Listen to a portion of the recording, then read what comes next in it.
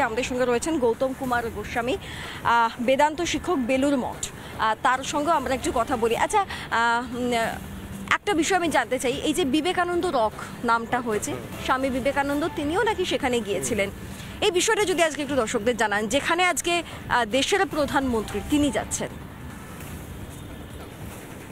স্বামী বিবেকানন্দ তিনি সারা বিশ্ব ভ্রমণ করে এবং সমগ্র ভারত পায়ে হেঁটে তিনি যে ভারতের যে দুঃখ দুর্দশা লাঞ্ছনা কষ্ট সেগুলোকে তিনি নিজের আত্মাতে অনুভূত করলেন, করে তিনি এর থেকে কিভাবে তিনি একটি নতুন সূচনা করবেন, যার থেকে যে তার বিবেককে জাগ্রত করে তিনি সারা বিশ্বকে তার একটি নতুন দিশা দেখাবার জন্য তিনি সেই স্থির করলেন যে কন্যাকুমারীর যেখানে সেই জলোচ্ছ্বাসের মধ্যে জলপর্বতের মধ্যে যে তিনি শিলাখণ্ড দেখেছিলেন দিব্যচক্ষুতে, সেইখানে তিনি নিজে সাঁতারে গেছেন, তিনি সাঁতার কেটে গিয়েছিলেন। শোনা যায় এই শিলাখণ্ডটা মানে যেখানে বসে স্বামী বিবেকানন্দ ধ্যানস্থ হয়েছিলেন, সেখানে নাকি বঙ্গোপসাগর, ভারত মহাসাগর এবং আরব সাগরের একটা মিলনস্থল।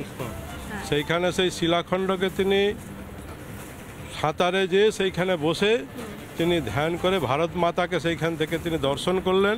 তার যে অন্তরাত্মা তাকে তিনি দর্শন করে মনন চিন্তন এবং নিদিধ্যাসন প্রভৃতি যে আমাদের যোগের যে বিভিন্ন পর্যায় আছে সেইগুলিকে তিনি মানসপটেতে তিনি পরপর তুলে ধরে তার যে জাগ্রত বিবেক সেইটিকে তিনি সঠিকভাবে রূপায়ণ করার জন্যে তিনি ধ্যানমগ্ন হলেন এবং অচিরেই তিনি সেই ধ্যান অবস্থাতে সমস্ত কিছু দর্শন করে নিজেকে একটা শান্ত চিত্ত, যে পরবর্তীকালে যে আমরা বিবেকানন্দকে পাই, যে তার মধ্যে জ্ঞানের যে বিকাশ, তার মধ্যে যে একটা ঔজ্জ্বল্য, তার মধ্যে যে প্রাণোচ্ছল ভালোবাসা প্রেম ভক্তি, সেইগুলো সমস্ত আমাদের মধ্যে বেরিয়ে আসে। আচ্ছা, আমি এখানে একটু আপনাকে বাধা দিচ্ছি, সেই জায়গাতে মানে আপনি যে জায়গাটার মাহাত্ম্যটাকে বিচার করছেন স্বামী বিবেকানন্দের আঙ্গিকে, মানে তিনি সেখানে কেন গিয়েছিলেন এবং তার পরবর্তী উপলব্ধি, সেখানে ভারতবর্ষের প্রধানমন্ত্রী এবং হয়তোবা ভারতবর্ষের প্রথম কোনো প্রধানমন্ত্রী সেখানে যাচ্ছেন এবং তার সেখানে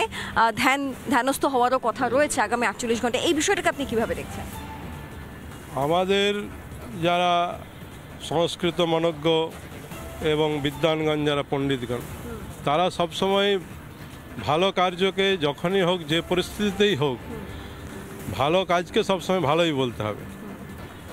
এটা চিরাচরিত সত্য যে ধ্যান যোগ ভক্তি বৈরাগ্য এই জিনিসগুলিকে সবসময় সমাদৃত জগৎ সংসারে, শুধু এই ভুবনে নয় ত্রিভুবনেও জগৎ খ্যাত।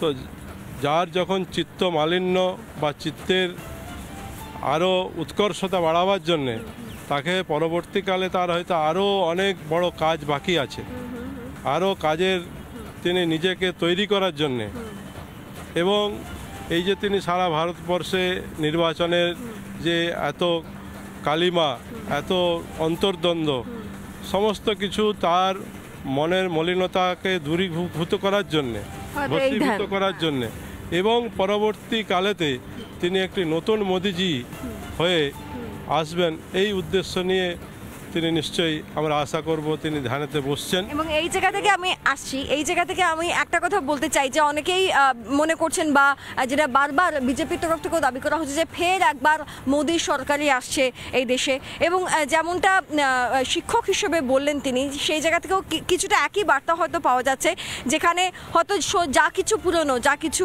মলিন সেই সমস্ত কিছুকে ত্যাগ দিয়ে আবার নতুন করে নতুন যে শুরু, সেই নতুন শুরুর যে শুরুটা সেটা হয়তো এইভাবেই করতে চাইছেন দেশের প্রধানমন্ত্রী নরেন্দ্র মোদী।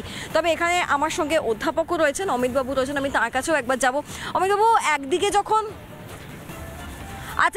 আচ্ছা তার মাঝখানে আপনাদেরকে জানিয়ে রাখি, এই মুহূর্তে যে খবরটা আসছে কন্যাকুমারীতে ইতিমধ্যেই পৌঁছিয়ে গিয়েছেন দেশের প্রধানমন্ত্রী নরেন্দ্র মোদী, ঠিক যেখানে তার যাওয়ার কথা সেখানে তিনি ইতিমধ্যেই পৌঁছে গিয়েছেন। এই বিষয়টা আপনাদেরকে জানিয়ে রাখলাম। পরবর্তীতে যাবতীয় তথ্য যাবতীয় ছবি আমরা আপনাদেরকে এক্সক্লুসিভলি দেখাতে থাকবো।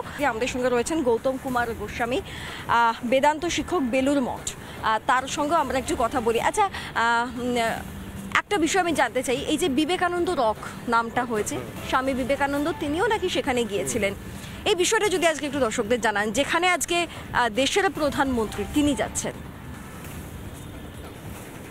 স্বামী বিবেকানন্দ তিনি সারা বিশ্ব ভ্রমণ করে এবং সমগ্র ভারত পায়ে হেঁটে তিনি যে ভারতের যে দুঃখ দুর্দশা লাঞ্ছনা কষ্ট সেগুলোকে তিনি নিজের আত্মাতে অনুভূত করলেন, করে তিনি এর থেকে কিভাবে তিনি একটি নতুন সূচনা করবেন, যার থেকে যে তার বিবেককে জাগ্রত করে তিনি সারা বিশ্বকে তার একটি নতুন দিশা দেখাবার জন্য তিনি সেই স্থির করলেন যে কন্যাকুমারীর যেখানে সেই জলোচ্ছ্বাসের মধ্যে জলপর্বতের মধ্যে যে তিনি শিলাখণ্ড দেখেছিলেন দিব্যচক্ষুতে, সেইখানে তিনি নিজে সাঁতারে গেছেন, তিনি সাঁতার কেটে গিয়েছিলেন। শোনা যায় এই শিলাখণ্ডটা মানে যেখানে বসে স্বামী বিবেকানন্দ ধ্যানস্থ হয়েছিলেন সেখানে নাকি বঙ্গোপসাগর, ভারত মহাসাগর এবং আরব সাগরের একটা মিলনস্থল।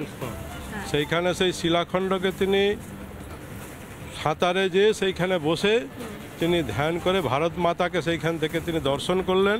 তার যে অন্তরাত্মা তাকে তিনি দর্শন করে মনন চিন্তন এবং নিধিধ্যাসন প্রভৃতি যে আমাদের যোগের যে বিভিন্ন পর্যায় আছে সেইগুলিকে তিনি মানসপটেতে তিনি পরপর তুলে ধরে তার যে জাগ্রত বিবেক সেইটিকে তিনি সঠিকভাবে রূপায়ণ করার জন্যে তিনি ধ্যানমগ্ন হলেন এবং অচিরেই তিনি সেই ধ্যান অবস্থাতে সমস্ত কিছু দর্শন করে নিজেকে একটা শান্ত চিত্ত, যে পরবর্তীকালে যে আমরা বিবেকানন্দকে পাই যে তার মধ্যে জ্ঞানের যে বিকাশ, তার মধ্যে যে একটা ঔজ্জ্বল্য, তার মধ্যে যে প্রাণোচ্ছল ভালোবাসা প্রেম ভক্তি সেইগুলো সমস্ত আমাদের মধ্যে বেরিয়ে আসে। আচ্ছা, আমি এখানে একটু আপনাকে বাধা দিচ্ছি, সেই জায়গাতে মানে আপনি যে জায়গাটার মাহাত্ম্যটাকে বিচার করছেন স্বামী বিবেকানন্দের আঙ্গিকে, মানে তিনি সেখানে কেন গিয়েছিলেন এবং তার পরবর্তী উপলব্ধি, সেখানে ভারতবর্ষের প্রধানমন্ত্রী এবং হয়তোবা ভারতবর্ষের প্রথম কোনো প্রধানমন্ত্রী সেখানে যাচ্ছেন এবং তা সেখানে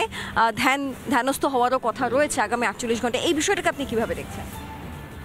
আমাদের যারা সংস্কৃত মনজ্ঞ এবং বিদ্বানগণ যারা পণ্ডিতগণ তারা সবসময় ভালো কার্যকে যখনই হোক যে পরিস্থিতিতেই হোক ভালো কাজকে সবসময় ভালোই বলতে হবে।